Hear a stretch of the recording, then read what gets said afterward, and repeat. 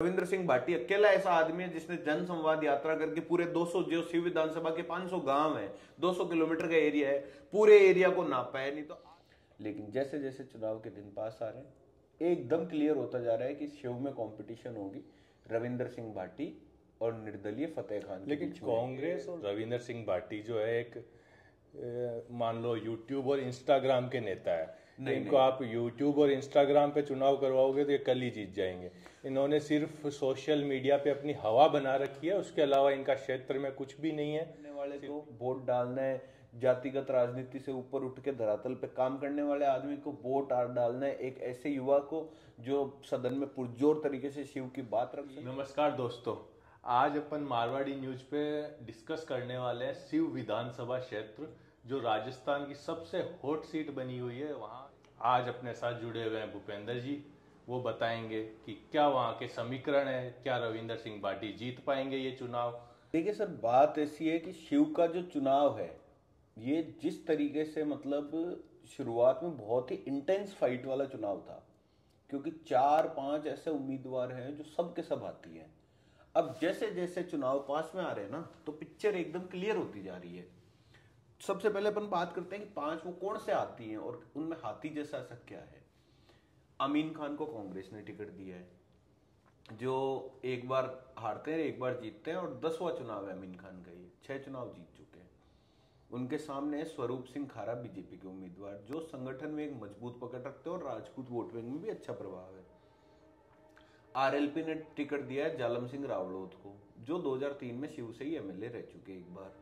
इसके अलावा कांग्रेस के ही फतेह खान है, जो बाड़मेर के जिलाध्यक्ष थे, वो निर्दलीय लड़ रहे हैं। 5वें आदमी हो गए अपने रविंद्र सिंह भाटी। तो जो माइनॉरिटी का भी वहां पे बहुत ही जबरदस्त होल्ड है शिव विधानसभा में, बहुत ही जबरदस्त वोट बैंक है माइनॉरिटी का। तो अब जो जैसे जैसे शुरुआत में ऐसा माना जा रहा था कि रविंद्र सिंह भाटी 15-20 हजार में, लोग सभी बोल रहे थे रविंद्र सिंह भाटी 15-20 हजार से ऊपर नहीं जाएंगे, लेकिन जैसे जैसे चुनाव के दिन पास आ रहे हैं एकदम क्लियर होता जा रहा है कि शिव में कंपटीशन होगी रविंद्र सिंह भाटी और निर्दलीय फतेह खान। लेकिन कांग्रेस और बीजेपी के समर्थकों का कहना है कि ये 26 साल का युवा जिसको अभी सारी विधानसभाओं का एरिया भी नहीं पता होगा, इतनी बड़ी विधानसभा शिव है, उसमें कहाँ ये 26 साल का युवा जिसको अभी राजनीति की ABCD भी नहीं पता, उसके पीछे ऐसे इतने लोग कैसे आएंगे? लिए एक बहुत बड़ा झटका होगा जो रविंद्र सिंह भाटी को एक 26 साल का युवा और 9 सीखे आदमी मान के बैठे ना, उन सब के लिए ये चुनाव एक बहुत बड़ा झटका होगा। उसका कारण है, कौन बोलता है रविंद्र सिंह भाटी को विधानसभाओं का एरिया नहीं पता। शिव विधानसभा राजस्थान की लगभग सबसे बड़ी विधानसभाओं में से एक विधानसभा है, जिसका 200 किलोमीटर में एरिया फैला हुआ है। एरिया वाइज अगर देखा जाए तो 200 किलोमीटर में उस विधानसभा का एरिया फैला हुआ है।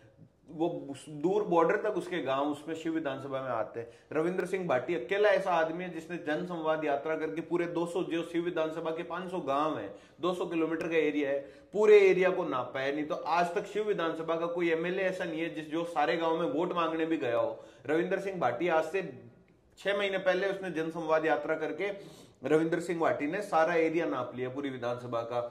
जो एक्सपीरियंस्ड नेता है बीजेपी और कांग्रेस के, उनका कहना है कि ये रविंद्र सिंह भाटी जो है एक मान लो यूट्यूब और इंस्टाग्राम के नेता है। इनको आप यूट्यूब और इंस्टाग्राम पे चुनाव करवाओगे तो ये कल ही जीत जाएंगे। इन्होंने सिर्फ सोशल मीडिया पे अपनी हवा बना रखी है, उसके अलावा इनका क्षेत्र में कुछ भी नहीं है।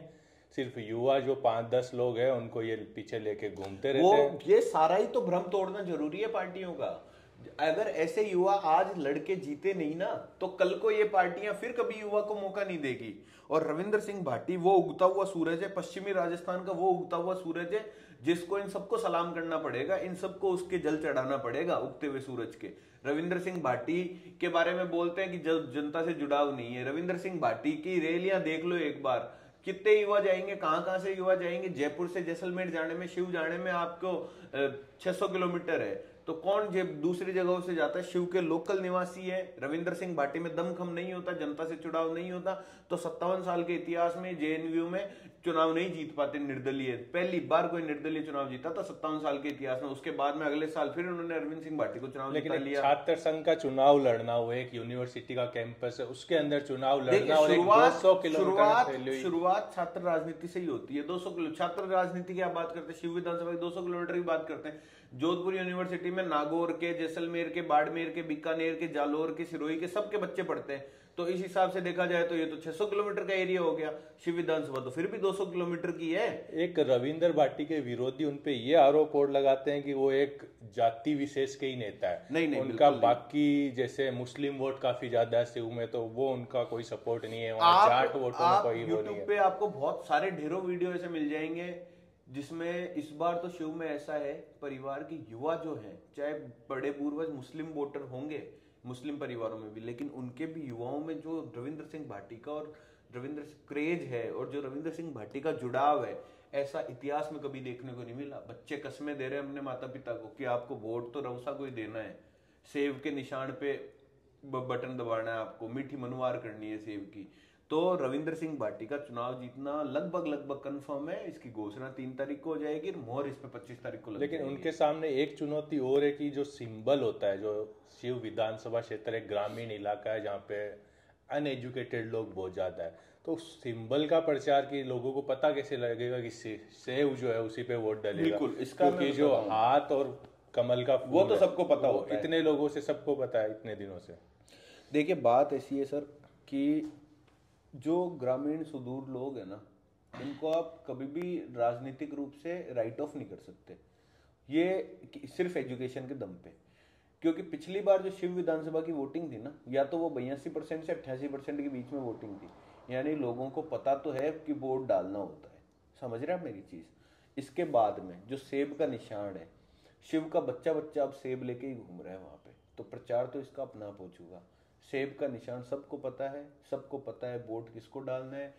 वोट डालना है विकास की बात करने वाले को, वोट डालना है जातिगत राजनीति से ऊपर उठ के धरातल पे काम करने वाले आदमी को, वोट डालना है एक ऐसे युवा को जो सदन में पुरजोर तरीके से शिव की बात रख सके। आरोप रविंद्र सिंह वोट डालना है एक ऐसे आदमी को जो बिजली लाने की बात करता है, शिक्षा की बात करता है, जो पेयजल लाने की बात करता है, ऐसे आदमी को वोट डालना है। आपने बात की कि वो बात करते हैं शिक्षा की, एक वो काफी ट्वीट भी उनका वायरल हुआ कि 80 साल के लांगा जी को पानी की जो जरूरत है वो मैं पूरी करूंगा, कि उनके लिए मैं चुनाव लड़ूंगा। बीजेपी में गए, उसके लिए फिर निर्दलीय भी लड़ा।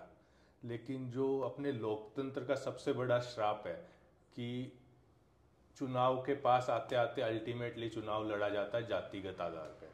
तो उस जातिगत समीकरण में तो कहीं भी राजपूत कैंडिडेट का जीतना मुश्किल लग रहा है, क्योंकि 3 राजपूत कैंडिडेट वहां से चुनाव लड़ रहे हैं। लेकिन समाज को भी तो पता होना चाहिए ना सर कि समाज के हित में कौन सा व्यक्ति है। आज जालम सिंह रावलोत ये आरएलपी से टिकट लेकर आए हैं, क्या उम्मीद है इनको राजपूत समाज को? इनसे कोई उम्मीद नहीं होगी। ऐसे स्वरूप सिंह खारा है, राजपूत समाज को भी पता है पार्टी के टिकट पे चुनाव लड़ रहे हैं और हो सकता है चुनाव फंस भी जाए क्योंकि दूसरा सपोर्ट नहीं है।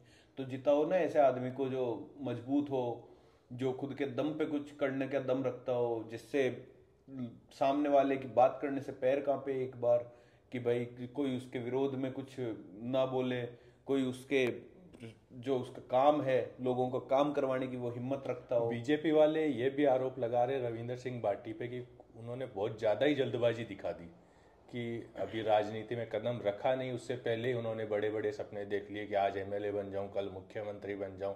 क्या उनको संगठन में काम करना नहीं चाहिए था 2 महीने 4 महीने साल भर, उसके बाद वो कोई दावेदारी करते हैं? बात ऐसी है कि रविंद्र सिंह भाटी कोई आज तो अचानक से रातों रात तो चुनाव में ऐसे उतरे नहीं है कि भाई रात को सपना है कि शिव से चुनाव लड़ना है, सुबह लड़ लिया। रविंद्र सिंह भाटी पिछले जब से जेएनयू का चुनाव हुआ 2019 से ही, उसके बाद से पिछले 4 साल से लगातार शिव में एक्टिव है।